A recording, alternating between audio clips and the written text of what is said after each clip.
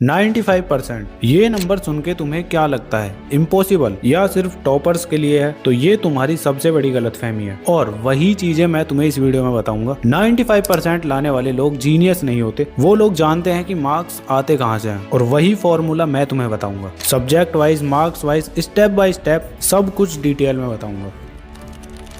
So hi everyone, this is Mukul Bhardwaj और आज की वीडियो में हम बात कर रहे होंगे how to start class 10th part 2 की। पार्ट 1 ऑलरेडी अपलोडेड है तो जाके देख लेना। बाकी इस वीडियो में मैं तुम्हें बताऊंगा 95% लाने का सीक्रेट फॉर्मूला, बिकॉज 4 इयर्स हो चुके हैं मुझे ऑनलाइन एजुकेशन के अंदर और 1000 से ज्यादा टॉपर्स जो मेरे से कनेक्टेड हैं, उन सभी का और मेरा एक्सपीरियंस तुम्हें इस वीडियो में देखने को मिलेगा। तो बस बने रहो लास्ट तक। तो सबसे पहले एक बात समझो, क्लास 10th में 95% लाने के लिए तुम्हें हर सब्जेक्ट में 95 मार्क्स नहीं चाहिए और ये बात ज्यादातर बच्चे नहीं जानते। तो कुछ सब्जेक्ट ऐसे हैं जहाँ पे तुम 100 आउट ऑफ 100 इजीली स्कोर कर सकते हो और कुछ सब्जेक्ट ऐसे हैं जहाँ 85 भी काफी है। अब अगर तुम समझ गए हो कि 95% ओवरऑल लाना बहुत इजी हो जाता है, अब एग्जैक्टली कैसे? तो इसमें सबसे पहले आता है तुम्हारा इंटरनल मार्क्स सीक्रेट। अब क्लास 10th में एक चीज है जो फ्री के मार्क्स देती है और वो है तुम्हारा इंटरनल मार्क्स। अब हर सब्जेक्ट में तुम्हारे 20 मार्क्स इंटरनली मिलते ही मिलते हैं, मीन्स स्कूल वाले तुम्हारे ये मार्क्स दे रहे होंगे और ज्यादातर बच्चे इनको सीरियस ही नहीं लेते और यही सबसे बड़ी गलती होती है उनकी। तो इसके लिए तुम्हें अपने स्कूल में अटेंडेंस कंप्लीट रखनी है, प्रैक्टिकल्स को सीरियस लेना है और टीचर्स से पंगे नहीं लेने हैं बस। और इस चक्कर में ऐसा भी नहीं करना है कि उनके पीछे लगे पड़े हो, बस अपने टीचर से नॉर्मली बना के रखो और ये 20 मार्क्स तुम्हारे फिर गारंटीड है। मीन्स तुम्हें बोर्ड्स में 75 आउट ऑफ 80 लेकर आना है, 95 आउट ऑफ 100 नहीं। अब थोड़ा सिनेरियो तुम्हारे लिए इजी हो चुका होगा। तो रूल नंबर 1 तुम्हारा होगा कि इंटरनल मार्क्स कभी भी वेस्ट मत करो। अब देखो, क्लास 10th के अंदर ऐसे कौन कौन से सब्जेक्ट हैं जहां तुम बिना मेहनत के 95 प्लस लेकर आ सकते हो और कौन सा सब्जेक्ट ऐसा है जो बच्चों का ओवरऑल स्कोर खराब करता है। बट उससे पहले मार्क्स डिस्ट्रीब्यूशन समझना जरूरी है और वही तुम्हारा इस वीडियो का सेकंड रूल है, सब्जेक्ट वाइज स्ट्रेटजी। बट एक सेकंड रुको, बट एक बड़ी प्रॉब्लम है जो हर क्लास 10th के स्टूडेंट को होती है। एनसीईआरटी अलग से पढ़ो, फिर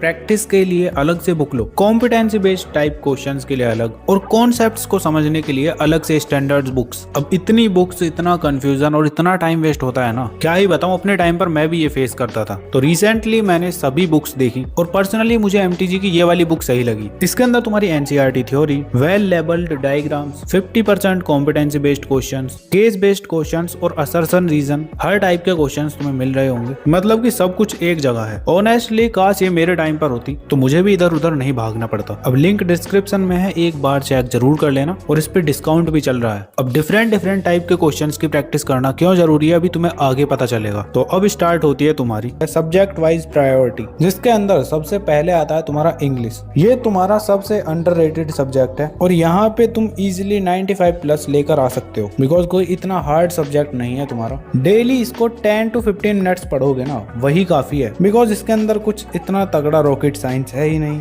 रीडिंग है तुम्हारी, राइटिंग, ग्रामर, हर साल सेम फिक्स पैटर्न रहता है। लास्ट 3 इयर्स के पेपर उठा लो, उसमें तुम्हें दिख जाएगा ऑलमोस्ट सेम टाइप के क्वेश्चंस दिखेंगे। अब ये तुम्हारा वो सब्जेक्ट है जहाँ पे तुम अपना कम टाइम इन्वेस्ट करके हाई रिटर्न्स लेकर आ रहे होगे। इसकी तरह सेम एक और सब्जेक्ट है जो कि है तुम्हारा हिंदी। मेजॉरिटी बच्चों के पास हिंदी ए होगा या फिर बी होगा और कुछ बच्चों के पास संस्कृत होगा। ये भी तुम्हारा इंग्लिश की तरह ही सब्जेक्ट है, कम टाइम ज्यादा रिटर्न वाला। तो अगर दिन में तुम 10 से 15 मिनट इस सब्जेक्ट को भी पढ़ रहे हो तो भाई काफी है तुम्हारे लिए। देन फिर आता है तुम्हारा थर्ड सब्जेक्ट एसएसटी। अब सोशल साइंस का बच्चा हुआ बना लेते हैं, मतलब उसको सर पर चढ़ा लेते हैं और उस चक्कर में सब कुछ रट्टा लगा के पढ़ने लगते हैं। पर अब रट्टा लगाने वाला टाइम गया बेटे। अब तुम्हारे एग्जाम में कॉम्पिटेंसी बेस्ड क्वेश्चंस आते हैं जहाँ पे एग्जामिनर तुम्हारी क्रिएटिविटी देखता है, ना कि मेमोरी। और क्रिएटिविटी में वो देखेगा तुम्हारे maps, flow chart, connecting events, किस तरह से तुम अपने आंसर को लिख रहे हो। और यही चीजें तुम्हारी एसएसटी में 95 दिला सकती हैं। रट्टा मारने से कुछ नहीं होगा। अब एसएसटी को बिगर रट्टा लगाए कैसे पढ़ना है, कैसे उसके अंदर 100 आउट ऑफ 100 स्कोर करना है, उसके लिए वीडियो चाहते हो तो कमेंट कर देना, मैं सब्जेक्ट वाइज स्ट्रेटजी ले आऊंगा तुम्हारे लिए। अब इसके बाद फोर्थ सब्जेक्ट आता है तुम्हारा साइंस, जहाँ पे तुम्हारे डायग्राम्स, डेफिनेशन, न्यूमेरिकल्स, ये तीनों तुम्हें स्ट्रॉन्ग करने पड़ेंगे। और अगर तुमने इनको अच्छे से पकड़ लिया, मतलब कॉन्सेप्ट्स अच्छे से सीख लिए ना, तो इसमें भी तुम्हारा 90 प्लस गारंटीड है। ऐसे ही तुम्हारा मैथ्स आता है फिर। अब ये भी तुम्हारा सबसे प्रेडिक्टेबल सब्जेक्ट है। यहाँ पे तुम्हें कुछ नहीं करना, बस सिंपली प्रैक्टिस करनी है।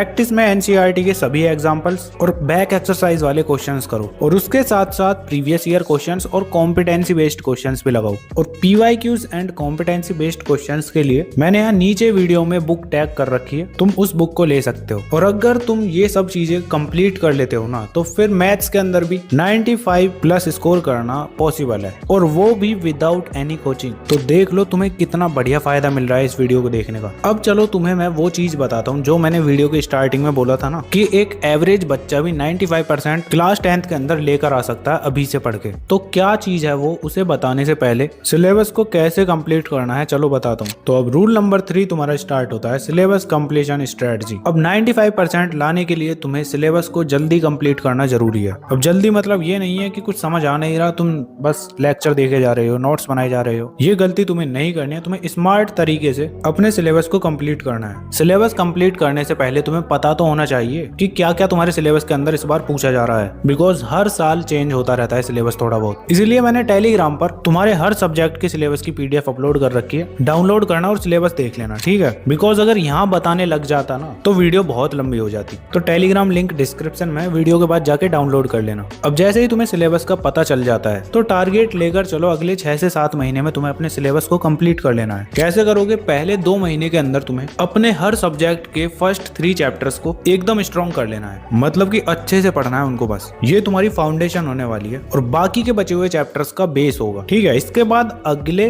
2 महीने के अंदर तुम्हें अपने 50% सिलेबस को कंप्लीट कर लेना है। और जैसे जैसे तुम डेली पढ़ते जाओगे, तुम्हारी कंसिस्टेंसी बनती जाएगी ना, तो अब तुम्हारा माइंड चीजों को जल्दी समझने लगेगा, बिकॉज पहले इतनी आदत नहीं थी ना, अब ये तुम्हारी हैबिट बन जाएगी। तो अब जो तुम्हारा बचा हुआ 50% सिलेबस है ना, उसको तुम और जल्दी कंप्लीट कर पाओगे। और फिर अगले 3 महीने के अंदर तुम्हें अपने पूरे सिलेबस को कंप्लीट कर लेना है। ध्यान रखो, तुम कभी भी इस वीडियो को देख रहे हो, तुम्हें अपने सिलेबस को दिसंबर तक कंप्लीट करना है। अब इस स्ट्रेटजी में तुम्हें 3 चीजें करनी है। फर्स्ट है कंसिस्टेंसी, तुम्हें डेली पढ़ना है थोड़ा थोड़ा। 1.5 घंटे की सेल्फ स्टडी भी तुम्हारे लिए काफी है। और अगर तुम्हें टाइम मैनेज करना नहीं आ रहा है तो लास्ट वीडियो मैंने टाइम टेबल वाली अपलोड की है, उसमें मैंने अच्छे से एक्सप्लेन किया है, उसको जाके देख सकते हो, ठीक है। अब इसके बाद सेकंड थिंग है तुम्हारी कॉन्सेप्ट क्लियरिटी। अब क्लास 10th के क्वेश्चंस पहले जैसे नहीं रहे हैं, 50% कॉम्पिटेंसी बेस्ड क्वेश्चंस होते हैं ना, तो इसीलिए कॉन्सेप्ट को समझो। और उसके बाद थर्ड थिंग तुम्हें फॉलो करनी है प्रैक्टिस, जहाँ पे मैंने तुम्हें ऑलरेडी बता रखा है क्या करना है। तो कंक्लूजन ये है कि थोड़ा थोड़ा पढ़ो, डेली पढ़ो। तो सिलेबस कंप्लीशन में तुम्हारा यही काफी है। अब अगर तुम डिटेल रोड मैप चाहते हो विद चैप्टर वाइज, तो वो वीडियो भी मैं तुम्हारे लिए बना दूंगा, कमेंट कर देना बस। अब इस वीडियो का लास्ट पार्ट आता है, the one common thing toppers do. अब वो चीज जो मैं तुम्हें शुरू से बोल रहा था, जो टॉपर करता है एवरेज बच्चा कभी नहीं करता,